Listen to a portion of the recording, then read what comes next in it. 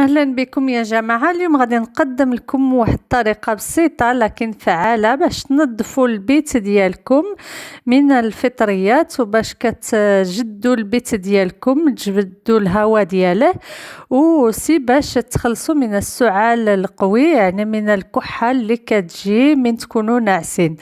دونك على بركة الله كتاخذوا هاد البصلة كتقسموها على جوج، وكتوضعوا فيها عود القرنفل كما تشاهدوا.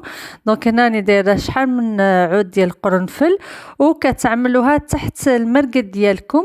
وهاد الطريقه كتخليكم ما تبقاوش تكحوا، حتى الا كانوا الوليدات فيهم السعال القوي كتخلصهم هاد السعال، وهي الحمد لله مضمونه 100%. وعملوها في البيت ديالكم، هي كتمتص البكتيريا السيئه اللي موجوده في البيت ديالكم، كتجدد لكم الهواء سورتو من يكون الامراض مثل الانفلونزا او امراض فيه الفطريات.